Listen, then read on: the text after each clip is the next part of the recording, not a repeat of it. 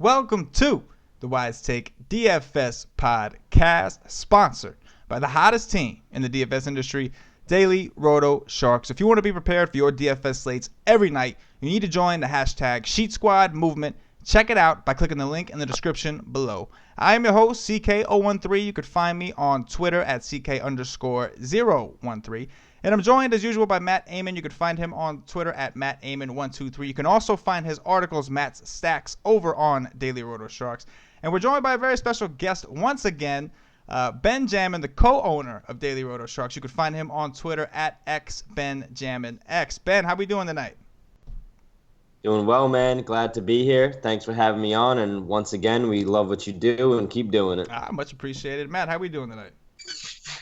We're doing good. I had a good morning slate this morning. I had a lot of nationals, so it was a good morning. The night, I don't think the night's going to be too great, but not too bad either. So we'll see. Okay, all right. I could dig it, man. I could dig it. So we had a funny podcast yesterday. We had Bill and Scotty on, two of my favorite Roto Shark writers over there. They gave us an entertaining pod for sure. We had some fun with Scotty. Although I gotta say, their takes ended up working out. I know Bill was big on Taijuan Walker. He ended up having a big game. Well, I wouldn't say big, but he did mention him. He said he would be a great GPP play, and he was right. He was certainly right. So we got to give him that. Incarcerate, aka Inciarte. He didn't have the best game, but the rest of the Braves did good. Obviously, I wasn't big on stacking the Braves against Thor, but stacking them against Harvey was a whole different situation. So yesterday was yesterday. We got a lot of games to get through today. You guys want to get started? Let's go.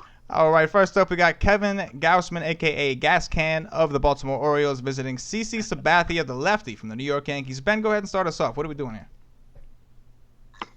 The first thing that we have to consider is that Aaron Judge has been hitting home runs almost every other game. I think he has like 7 home runs in like 13 or 14 games or something like that. So, I mean, no matter who he's playing at this point, you gotta kind of consider him. When it comes to the pitchers themselves, I'm not really on CC. Baltimore is a team that can strike out against lefties. But CC, he's been pitching a lot to contact lately, so he's not someone that I'm going to really be considering too much. And same thing with Gausman. I think that the Yankees are going to be able to get to him. And playing at home in a small ballpark, I think that I'm going to like the bats more than pitchers. Okay, Matt, what you got? Yeah, I'm 100% on board with what Ben said. No interest in the pitchers here, and it's going to be a nice warm day in New York, so I definitely have a lot of interest in hitters on both sides. I think I'm a little bit more bullish on the Yankees overall, but I could see myself stacking both the Yankees and the Orioles in this spot. Yeah, I'm definitely with you guys here. I don't want any of these pitchers. There's too many good ones. These guys don't make the cut, and I'd be all for a game stack in this small ballpark on a nice day in New York. You guys want to move on? Yeah. Yep. All right, we got Jacob DeGrom of my New York Mets visiting Max Scherzer of Scotty's Washington Nationals. Ben, what are we doing here? Well, Scherzer's going to be one of the top plays on the board today. He's going to be one of the heavier favorites facing a decimated Mets team. They just don't look good. A lot of injuries, and they're leaning on guys like Jose Reyes to be their power. So I'm definitely going to be attacking them using Scherzer. You're not really going to see me with any Mets at all on the batter's sides. And facing DeGrom, it could be a pitcher's duel, but I think if there's any team that can get to him, it is this current Washington Nationals team because, I mean, they're coming with a potent lineup, and they have a few lefties mixed in with the top 5 batters. So DeGrom's going to have his handful, but for me, it's a Max Scherzer and probably not too many bats in this game. I'm with you. Go ahead, Matt. What you got? Boy, Ben's taking up all the good points here. I agree with him 100% on everything he said. I love Max Scherzer in this spot. The Mets, I just don't think they're very good right now. And then I'm just, no matter how good the pitcher is on the other side, I'm going to have a really hard time pulling the trigger again with anyone pitching against the Nationals. They're just too good right now. So I don't think I have any interest in DeGrom, even though he's been striking people out left and right. I just can't do it against the Nationals. And then also, I watched that whole Mets game today, and Harvey's bad, but also the Mets defense is terrible. I mean, just really bad. And so I was live tweeting it during the game how bad they were. Did you Yeah. see Jose Reyes? There was Oh God. a When lead he run did go home, had him dead dead at and home. looked at him and then threw it to first base and let the run score. And I was just like, oh my God. Yeah, I was ready to cry. Yeah. Yeah. So, anyways, no, but it's kind of a good game for just no hitters because DeGrom's good enough that you don't really want to attack him, but Yeah. and obviously I'm not taking any Yeah, Mets. yeah, no, I'm definitely with the guys. Scherzer is the nuts every time he goes, and the Mets strike out with the best of them. Especially they don't have Cespedes. They're all banged up, and DeGrom is probably their best option right now, considering the fact that Thor is out. So I have a little bit of interest in DeGrom, but not very much because, like you said, yeah, it could be a little bit of a homer take, but it also has something to do with a little bit of the price discount I'm getting with similar K upside. I'm not the same. I'll give you that. Scherzer's K upside is definitely way higher than DeGrom's, but DeGrom's has been solid this year. But if I was gonna take any bats from this game, it would certainly be the Nationals. You guys gonna move on? Yeah. All right, we got Blake Snell, the lefty from the Tampa Bay Rays, visiting Marcus Stroman of the Toronto Blue Jays. Go ahead, man. All right, so Blake Snell is actually pretty talented. He has some good strikeout stuff, but he has a lot of control issues. So he has a walks per nine over the past year and a half of over 5, which is really terrible. So that's control issues that we can take advantage of if we were going to be looking for Toronto bats. They've been pretty ice cold. If there was really anybody from this game that I'd use, it'd probably be like Steve Pearce, maybe Pilar in the leadoff spot. But if I was going to be attacking this team, it would be because their bullpen's been pretty weak. They've been just pretty weak. They haven't let up a lot of home runs as an entire pitching staff, this team. So I'm a little hesitant to really go hard on against Blake Snell, and I think Stroman's a pretty good pitcher, and he has pretty good control of the ball, been pitching pretty well. His strikeout stuff's not as high as I'd like, but if there ever is a time to attack Tampa Bay, it's with a strong righty. So I can consider Stroman. The park isn't great for a pitching atmosphere, but his bullpen's been pretty good behind him. So if I end up thinking Toronto can maybe pull out to a lead here, which I think is going to be tough, then I'd use Stroman. But for now, this looks like a little bit of an avoid game on both sides, unless I wanted to go Stroman. I got you. Go ahead, Matt. I actually like Stroman a lot. Tampa, we know, strikes out a lot. And Stroman, he doesn't come with a lot of strikeouts, but since Tampa does, I think he'll get a few more here. And then, the ballpark isn't good, but nobody hits the ball in the air off Stroman. So, that kind of negates the ballpark a little bit. So I really like Stroman, and he's been kind of making up for his lack of strikeouts with he's so efficient that he just always pitches deep into games. Right. Two complete games in his last 3 starts. So, yeah. 7 over the season so far in 4 games, he has 29 innings, so that's 7.3 per game so far. Yeah. So if you're looking for any kind of floor, that is definitely a floor. For me, I'd like to know that the win is there's potential there. The Toronto bats haven't been good at all.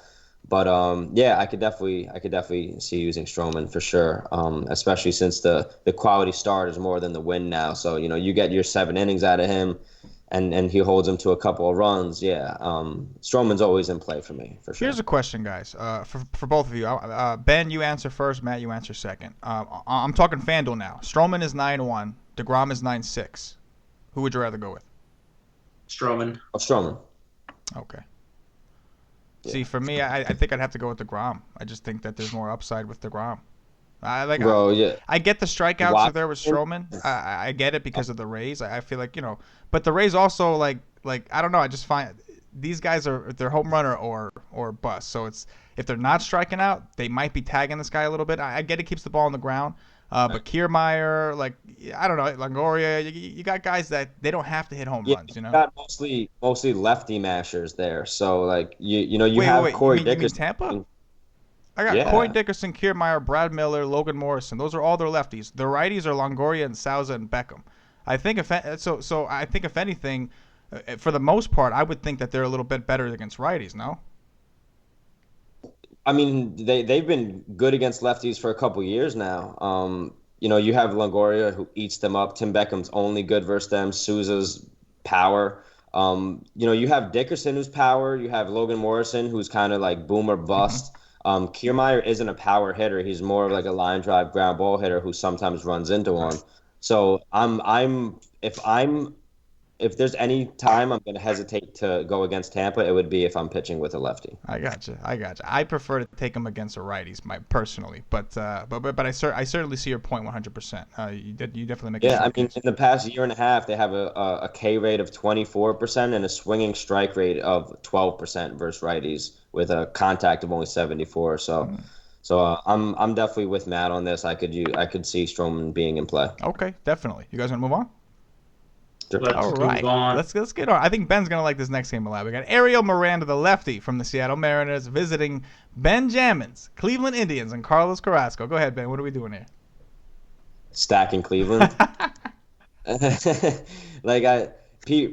funny because people who don't know me well, who are in our Slack chat, they know I like Cleveland, but they're like, oh, what do you feel about Cleveland today? I'm like, I'm stacking them. They're like, oh, really? And I'm like, don't even ask that question anymore. Like, if they're playing Kershaw, I'm stacking them because they're going to be low owned and cheap. It doesn't matter to me. Like whoever they're playing, I'm stacking them. And it could be a bad matchup, be a good matchup, whatever the bias is. Like I've won so much money with them over the past few years, like in good and bad matchups, that I just ride with them. And as you could see, they just always come through, put up runs. Like even today, a couple of home runs. You got Lindor with a home run, E5 with a home run. So. Any single day they could string together a bunch of doubles, walks, get some pop in there with a few power bats. So, I mean, facing a lefty, like for me, they're going to eat. Brant, we could go into the plays later, but, I could ramble about this team. So Matt, you can. Yeah. Well, I'm not like Ben. I don't just stack the Indians against Kershaw. But that being said, I love the Indians in this spot, and they're one of my top 3 stacks, and I'm probably going to write them up tomorrow. On the other side, I generally don't like to use pitchers against Seattle, but Carrasco's pretty elite. I like Carrasco a lot, and I could definitely consider using him today, especially he's pretty reasonable on DraftKings, and it seems today DraftKings has kind of gone way softer with their pricing. The last few days it's kind of been on all Madden mode, so it might have been hard to use Carrasco, but it seems like they're back kind of to maybe just pro mode. So I think Carrasco will definitely be in play today for me. Yeah, I definitely think it's certainly interesting. I love the Cleveland bats 100%.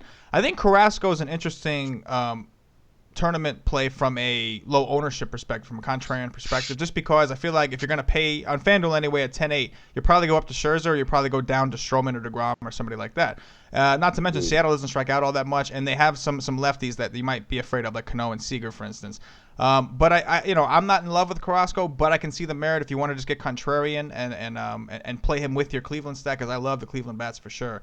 I think it's interesting. You guys gonna move on? Yeah. I think he's definitely in play. He's been pretty elite this year. He's shown a very nice floor. He's been pitching almost 7 innings per game. Super low home run per fly ball ratio. Super low whip. People just haven't been getting on base against him. But I think you're right. People will probably pay up for Scherzer. You will see some ownership on him though. But he's in play for me. Just I'm not super confident about it. I gotcha. All right, we got Mike Pelfrey of the Chicago White Sox visiting his old team, the Detroit Tigers, and Matt Boyd, the lefty. Go ahead, Ben. Hold on, let me just get situated here. Matt, can you just take that one? Go for it. Yeah, I love all the bats in this game and no pitchers. Pelfrey's garbage, so I really like the Detroit side. Boyd's not the worst in the world, but Chicago's pretty good against lefties, so I kind of like him here, and people have been down on Chicago, so you may get him here at low ownership. And also, Detroit's bullpen is just so bad that if it's a bad starter, I want to get exposure to the team playing Detroit. Definitely. Yeah. We have 2 opposite cases of bullpens here. We have the White Sox bullpen, who's been actually really good this year, and then we have Detroit, who's been the worst so far. They're letting up almost 2 home runs a game from the bullpen, and that's awful. And then for pitching wise, I feel the same way as he does. I think it's a really good hitters environment. It's not the best park for it, but like it's kind of neutral at this point, especially for extra base hitters. You have Pelfrey who doesn't strike anybody out. 4.16 K per nine. That's just awful. But he does keep the ball on the ground, so that's something we also have to recognize. But for line drive hitters like most of Detroit, I think they're in a good spot. And then for the White Sox, you're facing like a okay pitcher, but they have a couple of righties who can mash for sure. They have this guy Leury Garcia who's really been coming along, and he hasn't been owned at all. So I think that's an interesting play there. And Matt Boyd, he's been letting up some home runs. He's been letting up a lot of fly balls. So I think you could see both sides of the hitting environment in this game. Yeah, I'm definitely with you guys. That want nothing to do with these pitchers. They're terrible. I do like the White Sox a little bit more. I do like the Tigers, but I like the White Sox a little bit more, mainly because of the bullpen factor you guys both mentioned, especially you, Ben. You mentioned not only have the Tigers bullpen been bad, but the White Sox bullpen has actually been good. So I could see a lot of people kind of shifting to the Tigers with this 4.9 Vegas implied total. So I like the bats, both of them, but I think I like the White Sox a little more just because I think they're a little more sneaky. I think more people, when they look at this game, they're going to jump on the Tigers, and I think they're going to kind of forget about the White Sox a little bit. You guys are they're always lower owned right. than like, especially on a large slate. Like there's just never ownership on them. I got Todd Frazier the other day at 1% in a large tournament. It was ridiculous, but yeah. And they are dirt cheap too. I mean, you could pay up at both pitcher spots if you stack the White Sox. Right. All right. Yeah, I mean, yeah. Even the Detroit guys are cheap, like relatively for them. Yeah. Especially like a guy like John Hicks, who you could kind of just fit in there for 2,200 if he ends up playing. Definitely. All right, we got Jake Arrieta of the Chicago Cubs visiting lefty Drew Pomerance of the Boston Red Sox. Go ahead, Ben. All right. I like Pomerance. Sometimes he's not like the best option in my opinion, but I could definitely see merit in kind of looking at him. But the Cubs, they're a stacked team. You can attack them sometimes, but in Boston, I don't think that's a really good idea. Boston doesn't really strike out a ton. Arrieta's gonna have his hands full with them, but they're gonna have their hands full with him. So this game seems kind of like a stay away, except for the Cubs bats for me. So I could see some merit in taking the Cubs bats, like Chris Bryant, Obers, Russell. Like you can find your bats in there, but I'm not really going to be fully stacking them. I'd look for like a couple of one-offs in this game, if anything. Okay, go ahead, Matt. Yeah, it's really interesting. I kind of feel like both of these teams have potential to have a big game here, but the pitchers are just good enough to where you don't feel like it's certainly not likely to happen. And on the other side, I feel like on DraftKings, both of the pitchers are kind of cheap enough to where they kind of are tempting you into playing them, especially Pomerance, because the Cubs do strike out a fair bit.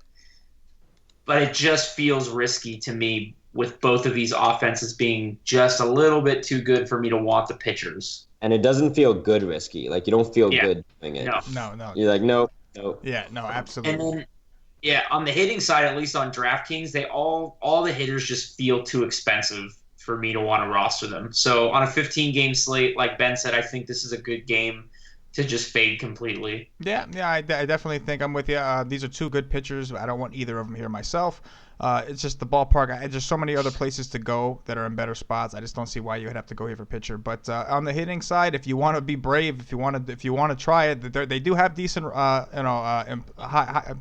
high projections. So if you want to get funky and try it, be my guest. But like Ben said, you're not going to be comfortable doing it. That's for sure. You guys want to move on? Yeah. All right, we got Jamison Talion of the Pittsburgh Pirates visiting Adam Conley, the lefty from the Miami Marlins. Go ahead, Ben. I normally like Conley, but Pittsburgh, like if there's one spot you don't really want to attack them, that's with a lefty. Marte's not in this lineup anymore, so they're definitely less appealing. But I think there's just not going to be a lot of runs scored in on the Pirates side. But I don't think Conley's going to really rack up a lot of strikeouts. So for 8.4 on FanDuel, it's not really somewhere I'm looking to go. And on the Marlins side, Vegas doesn't have them implied to score a lot of runs. Their ballpark's big, but I mean Ozuna and Stanton and Yelich, they've been really, really hitting well lately. Just really getting bad on ball. You got D Gordon in there. He's getting a hit here, a steal there, and so he's getting on base for you. So I think I like the Marlins a little bit more than Vegas does at this point. But Tylen's been good. He showed some upside. He's been over 5 innings pitched in his last 4 starts. He just doesn't have a ton of K upside. But yeah, Vegas doesn't like this game for runs, so I'm going to believe him. I just think that if I was going to do anything, it would be with a couple of mini stacks from Miami with those power bats. Okay, go ahead, Pat. Could I interest you in Adam Conley as your second pitcher on DraftKings at 6,300, maybe? Yeah, I mean, I don't really play much DraftKings, but yeah, Right. I mean, certainly. I think you could also. Well, how much is Tylon over there? 7,400. All right, that's a little Yeah. bit expensive, but yeah, I mean that's really cheap for Conley. I think if I was going to use a pitcher, it would probably be Tylon or Tyon or however you pronounce his name, just because he's shown a really nice floor with his innings pitched. He gets around 4 to 6 strikeouts a game. 4 starts, has only let up over 5 hits once, 2 home runs. So I think he's kind of sneaky actually with the low Vegas total. I do like Miami bats like here or there for those little mini stacks if I was looking for pop because they've been hitting the ball so well. But against a righty, I could see Tylon doing a little bit of damage. So I think he's pretty sneaky tomorrow. Matter of fact. Yeah, I have interest in both of these pitchers as my pitcher 2 on DraftKings. Like you said, low total, really good ballpark for pitchers. So yeah, I'm interested in both pitchers, especially if I'm going to these later stacks that we'll get to that are much more expensive. I have interest in these 2 pitchers for sure. And then on the bat side, no Pirates for me. I just don't like them, and they're cold and all those things. And like you said, I agree with Miami power hitters here or there, a Stanton or Ozuna or whoever. Yeah, I definitely think that the guys you mentioned are in play as far as Stanton, Ozuna, Yelich. But for me, as somebody playing on FanDuel, I don't. What was that? I think weather's going to play a little bit of a factor here if they have the roof open. There's going to be 2 things. There's going to be wind blowing in, and it's going to be hot. So that's going to be a tough read because we know wind blowing in is not usually good for hitting, but hot actually makes the hitting atmosphere a little bit better. So I think that's going to have to be something I pay attention to. Yeah, no. And there is a Twitter account you can follow to see if the roof will be open. Okay, cool. That's good to know. I see. As somebody that's playing on FanDuel tomorrow, I don't want any of these pitchers, and I don't want any of these hitters. A one-off here or there with Yelich and Stanton, sure. But if you're playing on DraftKings, I think Matt made a great point. These are 2 guys you can certainly consider if you're trying to get access to some of the bigger bats. You guys want to move on? Yep. All right, we got Tyler Skaggs, a lefty from the Los Angeles Angels, of Anaheim, visiting Nick Martinez of the Texas Rangers. Go ahead, Ben. What are we doing there? I just wanted to just backtrack real quick for a second and just point something out that I just noticed, which is pretty interesting. Conforto and Neil Walker have actually really good numbers against Scherzer. It's pretty wild. I just wanted to point this out real quick. Conforto's 5 for 12 with 3 home runs, and Neil Walker's 4 for 19 with 3 home runs. So that's we went over that earlier, and I think that kind of makes Conforto kind of a sneaky play for me in tournaments against Scherzer of just using him alone, like out of that leadoff spot. If you could bang out a home run against Scherzer, and that's like one of his few runs at super low ownership, I think Conforto and sorry, I just noticed that and I needed to point it out. But when we're looking at this game, it's in Texas. It's going to be hot. It's a hitter's environment. So for me, I could see stacking both sides of the game, even though Skaggs has been pretty decent. He's been out there. He's been pitching a lot. He hasn't let up too many home runs, except when he played Texas earlier in the year. He let up 2 home runs and 8 hits in that game, and had 5 earned runs. So I could see them getting to him. There's going to be some pop in that lineup for Texas. Good hitters environment. So I think this is a very stackable game on both sides. Even though it's righty on righty for Los Angeles, I think they're in a good spot to score some runs. Okay, go ahead, Matt. I like the Texas bats a lot here. I'm not a believer in that Skaggs is that good, especially in Texas. So I really like Texas. On the other side, I just can't stack the Angels. They're just too bad. And outside of Mike Trout, I can't see a world where they score double digits and win me a tournament. So I just can't do it. Yeah. Well, see, the thing about the Angels is you don't, and this just from being out there and watching them a lot. You can get your points from them based on just like home runs. So, if you get, a Pujols home run, you get like a Calhoun double, Trout home run, on a main slate, Trout isn't going to have too much ownership. You have Maben there. So there is some pop that if they do even just get to the bullpen, you could see some runs being tacked on there, but you're right. You're not expecting a 10-run game from them, but I could see 5 or 6. Yeah, I'm with you guys. I don't like any of the pitchers here. I could see a game stack certainly. I like all the hitters from this side, especially the Rangers. I'm a little bit bigger on the Rangers like Matt. But I certainly see the merit in the Angels too. I mean, it's not the best park upgrade, but it certainly is a park upgrade compared to their stadium, or Oakland's for that matter. You guys want to move on? Yep.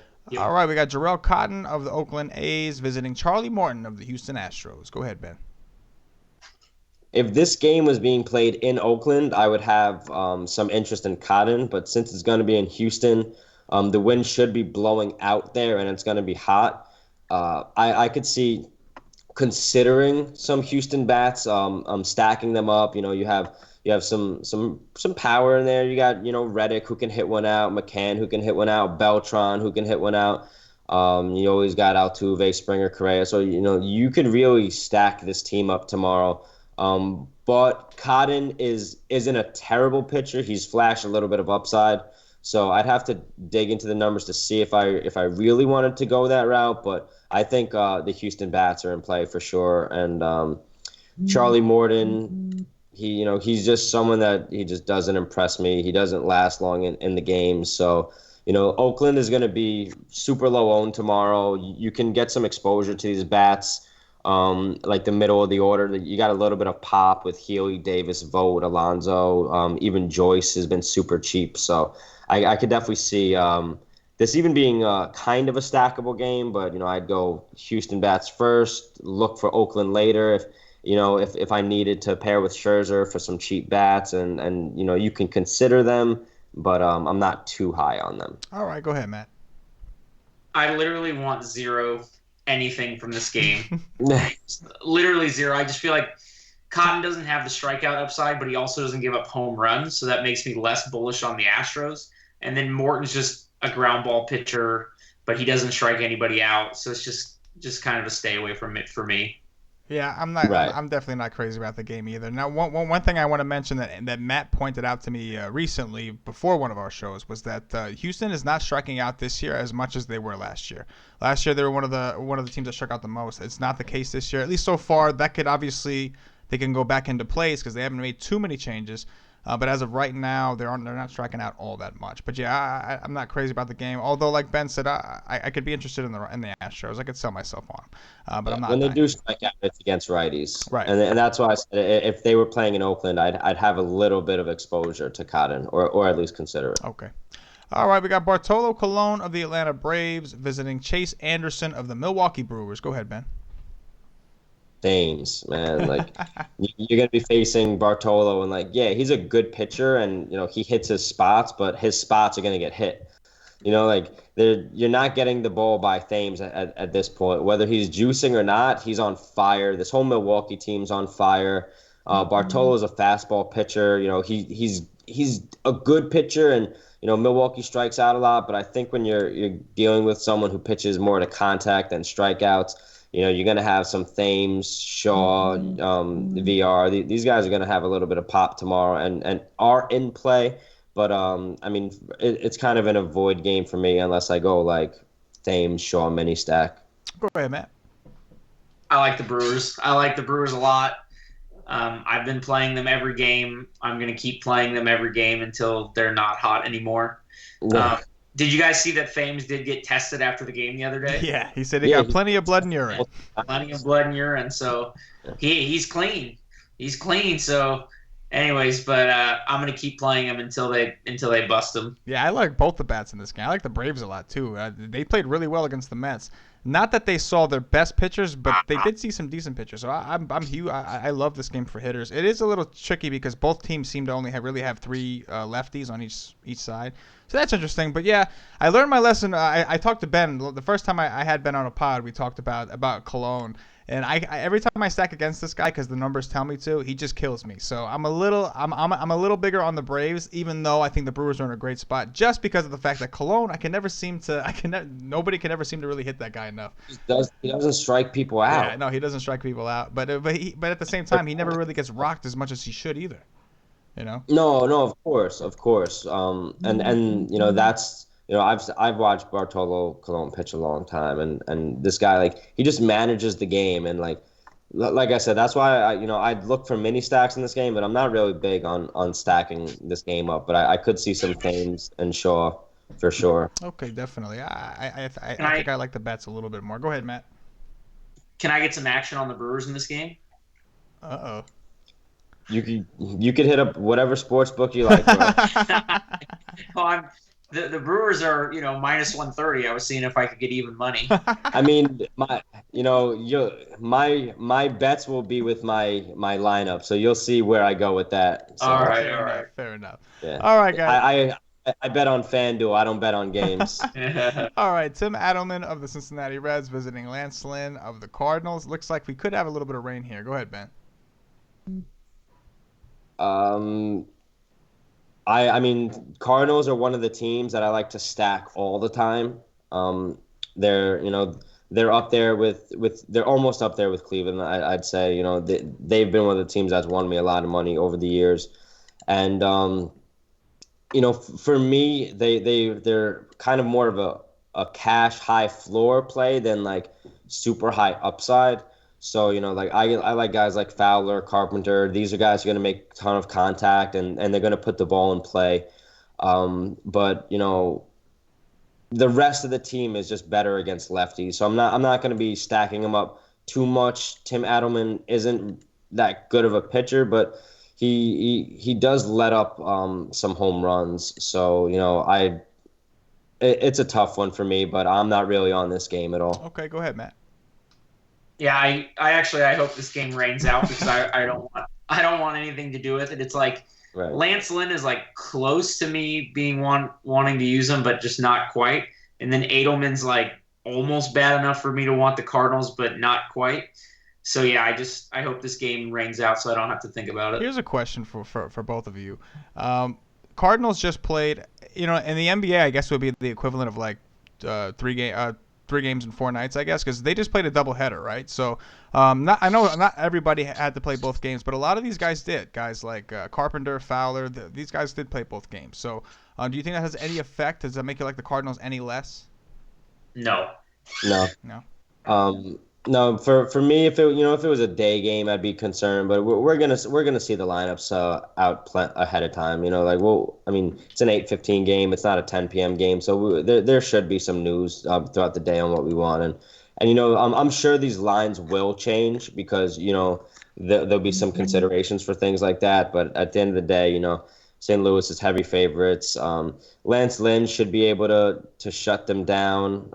He's been playing excellent this year. He hasn't let up a home run since since the 11th, but he did let up 3 then, so he was susceptible to it. But it's not really a hitter's environment. So I mean, I could see Lance Lynn being in play. I don't know what he is on DraftKings, but maybe he may be a pitcher 2 on DraftKings. I'm not too confident as a pitcher 1 on FanDuel, but I'd rather use the St. Louis side for sure. Yeah, I could see Lynn being a DraftKings SP2 option just because I don't like this park unless it's hot, and it's not going to be that hot. And it looks like it's probably going to rain and have some humidity in there. So I'm with you guys. I just don't like. I don't like the game. Really. Yeah, I don't like the game at all either. I'm with you guys. All right, let's move on. Kyle Gibson of the Minnesota Twins visiting Ian Kennedy of the Kansas City Royals. Go ahead, Ben. I think Kennedy's kind of garbage.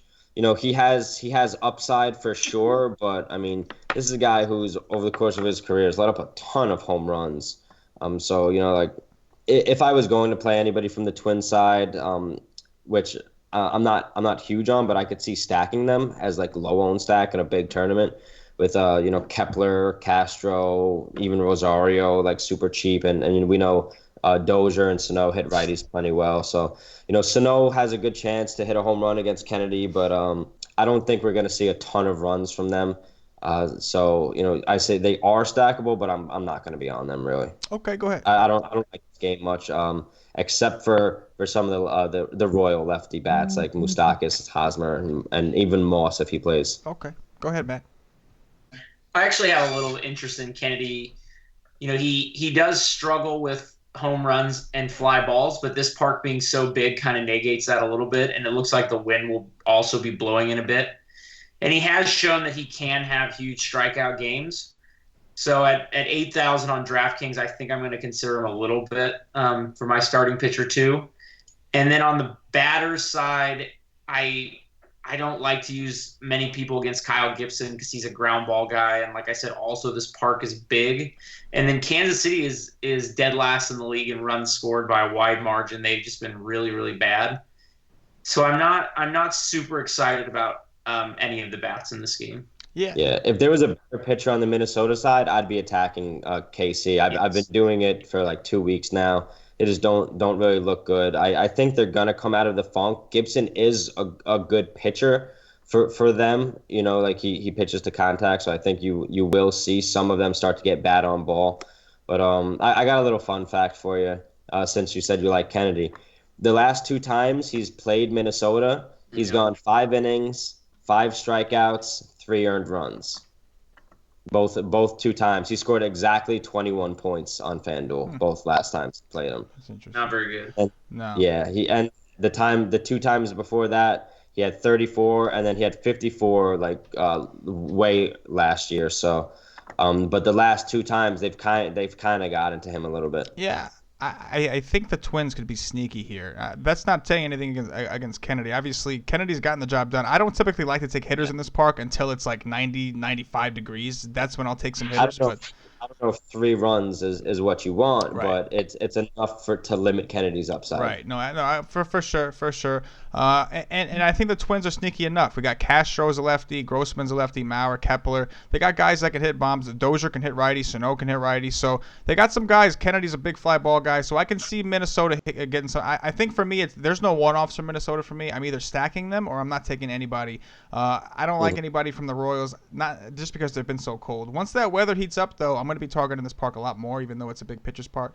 But until it gets hot down there, it's tough. There's just too many other good spots, I think, right? Yep. All right.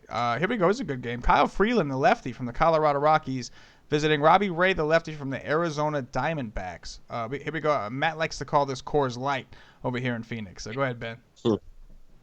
Yeah, Coors Light indeed, and we're gonna have a lot of wind blowing out. It seems as of now, I knew it's always tough to measure the wind, you know, the day before, but they're looking at almost 20 miles per hour blowing out.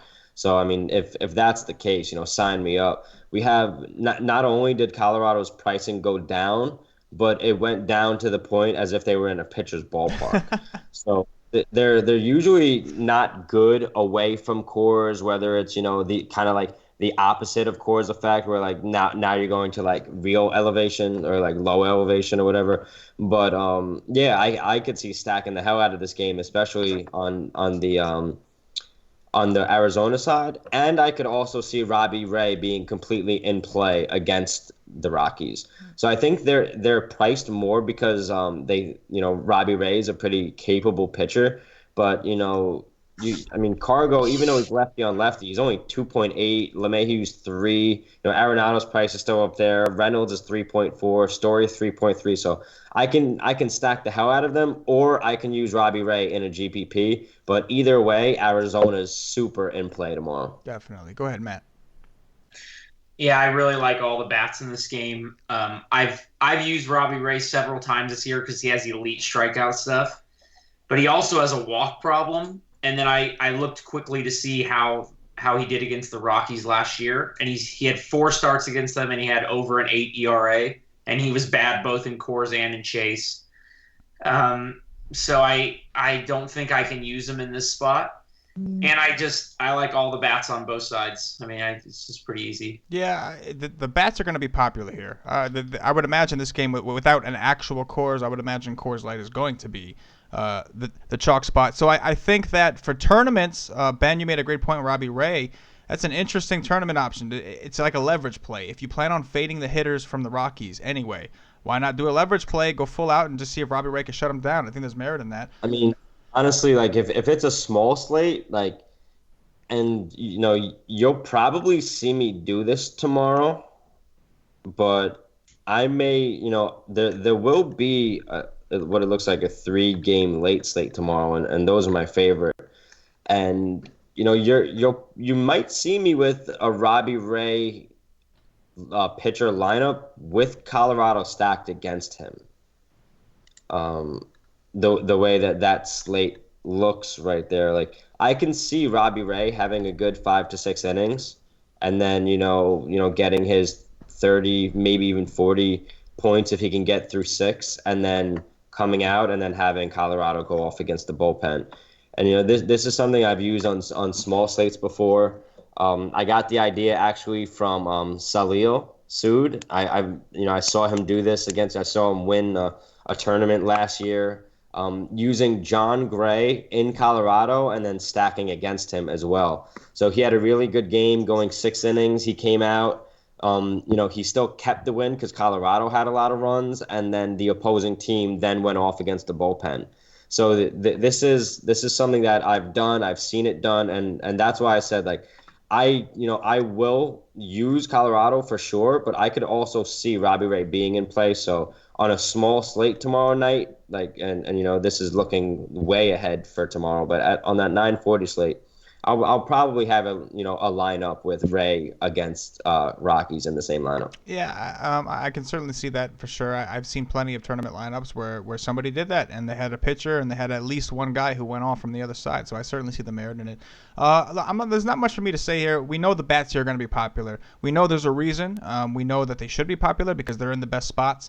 So if you're gonna play the chalk here with these hitters, you're gonna have to differentiate somewhere else. So probably pitcher or something like that. So just food for thought. You guys gonna move on? You know what? I don't see them being super chalk. I see them being owned, but it's a large slate, and that's a late game. So no matter what, you're still going to have your people who want to stack the early games, and see themselves at the top of the board, stack the early games so they can watch them. Stack their favorite teams. There's going to be plenty of opportunities for people to go that isn't Arizona. So I don't think you're going to see high ownership. So I think that considered, they're definitely in play, and this is the type of situation that now that we have late swap, this is a strategy that I've been using with one of my friends sometimes. Is we'll make a lineup with whatever pitcher we want, and then we'll just literally leave a dummy lineup in for like the 9:40, and then just watch how the rest of the slate goes, and then figure out what I want to late swap. Do I want to go full Arizona stack? Because I saw a lot of ownership earlier. Do I see that people might be on them? So maybe I go a different way. But this is something that you guys can do. Just as a strategy for late swap. Just make dummy lineups for a game that you know that's going to start later, and then kind of figure out what you want to do throughout the slate. So you actually buy yourself a little more time as well. Yeah. Matt, do you think this game's going to be chalky or what? I think it'll probably have the highest ownership, but I think that there's so many games, I don't think it'll really matter. So I think if you want to go here, you can. Okay, definitely interesting. All right, we got Jared Eichhoff of the Philadelphia Phillies visiting Kenta Maeda of the Los Angeles Dodgers. Go ahead, Ben, start us off. Man, like I want to like Maeda so much. He's just been super disappointing. He had a good year last year, and he's shown flashes of upside, but he never had that double-digit strikeout game. This year, there isn't a game that he let up less than 3 runs. So, I'm not on him. I'm not on Philly because I think he is kind of capable. And I don't really even consider Philly like a sneaky stack or anything. Like I guess you can use them if you just feel like it, but it's not a good hitting environment. You're not facing a good player. I'm basically off this game because Eichhoff, even on the other side, is a pretty capable pitcher. He doesn't let up a ton of runs. He gets 5 or 6 innings every game, 5 or 6 strikeouts every game. So I don't see him being in play, but I also won't stack against him. I just don't like this game much. Okay, go ahead, Matt. Yeah, I agree with Ben. I don't like this game at all. I can't use Maeda. The most pitches he's thrown in a game is 83, and the upside doesn't seem to be there. There seems to be something wrong with him, so I can't do that, but I can't stack Philly because not only is he decent enough, but the Dodgers bullpen is really good, so I can't do that. And then on the other side, I actually think Eichhoff is a pretty good pitcher, but we know the Dodgers hit righties well, so I don't really want Eichhoff either. If you wanted a one-off with Corey Seager, he's been on fire. I could do that, or Yasmani Grandal hits righties really well, so I could go there too at a really cheap price. Matt, is this a trend with the Dodgers staff where their management just doesn't want their pitchers going over 80 pitches? The only pitcher they let go is Kershaw. Everybody else they don't let go deep. They don't let Wood go deep. They don't let Urias go deep. These guys are not in play for me. Alex Wood only pitched like 6 innings the other day because he was throwing a no-hitter. So That's right. And then he took him out after that. So I'm not using any of these pitchers anymore. Yeah, I think that's a great point, Ben. I'm not on either pitcher here, but I'll certainly say Eichhoff is talented, but he does struggle against lefties. I think that the Dodgers could be a little sneaky. Nobody's going to play them just because there's so many other ways to go, and I don't blame them. Listen, they're not my favorite stack. I don't want to get it twisted, but I think I see merit in it. You got a lot of lefties here, and they don't strike out a lot. Eichhoff is a strikeout pitcher who struggles against lefties, so I'm not crazy about it, but you could probably sell me on it. Especially with a 4.4 projected run total, but yeah, I'm not crazy about it at all. But yeah, the game in general doesn't do much for me. I'm with you guys. Luis Perdomo, last game here. Luis Perdomo of the San Diego Padres visiting Jeff Samardzija of the San Francisco Giants. Go ahead, Ben. I like Samardzija a lot here tomorrow. I think he's going to be one of my top pitchers. I think he's priced pretty fairly on FanDuel.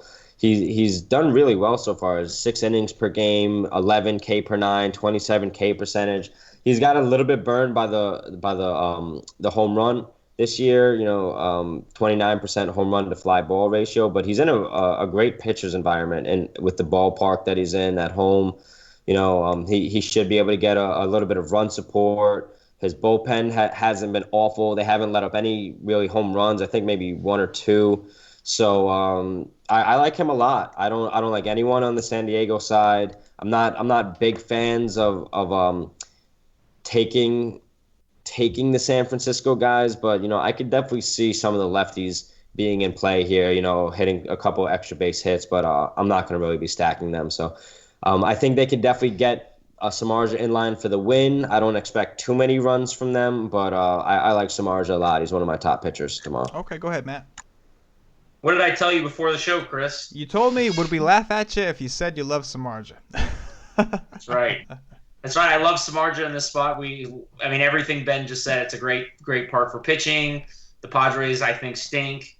I think he'll get the win. All those things. So I love Samardzija, and I don't play bats in the stadium on this kind of slate. Okay, I'm with you guys. I don't either. I love Samardzija. So Samardzija's probably my second so far he's probably my second favorite pitcher so far. Probably my top tournament pitcher just because of the upside, the park, everything, and a huge downgrade in parks from the Padres. What was that? I'm sorry to cut you off, but the price under 9K on Right. FanDuel, like Yes. That's it. that's right. That's exactly it. That's exactly it. His price on FanDuel is ridiculous. You can afford any bet you want if you go with him. And the Padres have a huge downgrade in ballparks. They're striking out a ton, especially against righties. And now they're going from Coors Light in Phoenix down to San Francisco. So one thing I will say, there's one guy here that I think Matt knows who I'm going to talk about. But there's one guy here that I like a lot as a one-off. And you want to take a guess who that is? Brandon Belt. Brandon Belt. Brandon Belt, I called his home run last time against Perdomo. This guy mashes fastballs, and Perdomo relies heavily on his fastball. So that's one guy that I like. Other than that, I'm not on the bats at all in this game, and I love Sabathia. All right, so that's going to do it for the game breakdown. Now, I want to ask you guys, we got a little bit of time. We don't have too much time. Obviously, there's a lot of games to get through. But, Ben, start us off here. So I want you to tell me, what are your top 3 pitchers tomorrow? As of now, we're not going to hold you to nothing. We know you got to dig in. We know the cheat sheets aren't ready yet. So you're going to, we all rely heavily on those sheets. So I know we all got to take a look. But just your initial take. What are your top 3 pitchers? And then I want you to give me your top 4 stacks. All right. Scherzer and Samardzija are my top 2. I don't know if I'll even really go anywhere else. Honestly, except maybe Tylon as a GPP play. But I mean, with the price on Samardzija, I don't think I'll need to. He's only, $600 more expensive than him. So I think for me, it's just Scherzer, Samardzija, maybe Tylon, and there'll be a couple of other guys potentially in play. But what about Ray? I thought you liked Ray a little bit. Yeah, that's just like if. That's more for like the late slate. Yeah, no, I got you. Yeah. I think tomorrow what you can do is I have a late slate strategy for NBA and NFL, but you can actually use it tomorrow where you just make a complete late dummy lineup and then just use Samardzija and then kind of figure out if you want to go like Colorado, Arizona stack or something like that or some of the express slates. So that's something you could definitely do tomorrow. And by doing that, what the upside is, you watch how the slate's going, and if you see the chalk not going off, then you can get a little bit chalkier with your lineup when you late swap. And if you see the chalk going off, you're going to have to get more contrarian and hope for some low ownership. So I think there's definitely merit to looking at it that way. Absolutely. And Matt, you want to go over your pitchers, and then we'll do the stack after that. Yeah, Max Scherzer number 1, Samardzija number 2, Stroman number 3. And then Carrasco number 4 for me on the pitchers. Stacks, I like Indians, Tigers, Brewers, White Sox.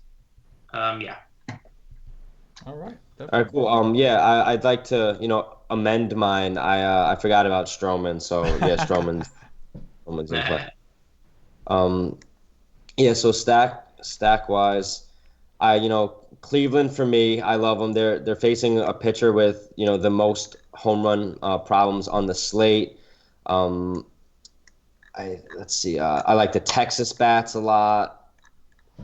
I think you can definitely play some of the Yankee guys and probably Detroit. So that'll probably be my top 4. So Cleveland, New York, Detroit, and Arizona. Sorry, so that'll be my top 4: Cleveland, New York, Detroit, Arizona. Not in any particular order. Okay, definitely, definitely some solid takes for sure. Well, actually, sorry, there is an order. Cleveland number 1. The rest, mix them up. Fair enough. For me, I think my number 1 is also Scherzer. My number 2 is Samardzija. We all agree there. For me, where it gets a little different for me, my number 3 is DeGrom. And I'm going to tell you, now, yes, it's a little bit of me being a homer. Yeah, you could certainly say it. But the reason I like DeGrom is because I don't think anybody's going to go there. The Nets have been red hot. They've been winning people money left and right in cores. I don't think anybody's going to go there. I really don't. So I think just from the fact you got a guy with this kind of K upside at a potential low ownership, it intrigues me. Now, do you need the low ownership on a 15-game slate? Not necessarily. I think one point that you guys both made that makes a lot of sense is that, even whoever the chalk isn't going to be that chalky just because there are so many options. So you might not need it, but for me, it's DeGrom, then Stroman. That's my 4 personally. As far as stacks, Cleveland's my favorite stack by far against Miranda. But I have a little. I like a little bit of different guys. I personally, I know I said I like Stroman as my 4th option, but I still think the Rays are sneaky. I think I like Texas a lot, and I like the Braves a lot, and I think the Twins are also a little sneaky. So I just wanted to cover some of the teams that you guys didn't go over. Cleveland's by far my favorite stack. Scherzer and Samaj are my favorite pitcher. So I think a lot of us are on the same. But when it comes to stacks, that seems to be where we all differentiate a little bit. Aside from Cleveland, we all love Cleveland. So it's going to be interesting. I think that it's going to be kind of a similar fare. I think the pitchers are going to be a lot of the same kind of pitchers, and the stacks are going to be what's going to get all mixed up. You guys have anything to say about the slate overall? I think you shouldn't really be attacking Washington, in my opinion. But I could see the merit in looking for ownership, but I don't think you really need to go there. So that's my thought on that. But yeah, I mean it's a good slate. It's a big slate, but you can easily narrow down where you want to go with pitching and hitting here. So I think it's one of those slates where you can get hyper focused on a certain strategy and type that you want to attack with those pitchers, and kind of just build around that. I think it's a day for stacks. Just find which stacks you like and kind of go with it, or wrapped around your pitcher, and you could do a couple one-offs here and there from other games. But I think this is a game where a day where you get your pitchers, you line them up, you know where you want to go with them, and then you just attack with stacks around it. What about you, Matt? Anything to say in closing? No, I agree.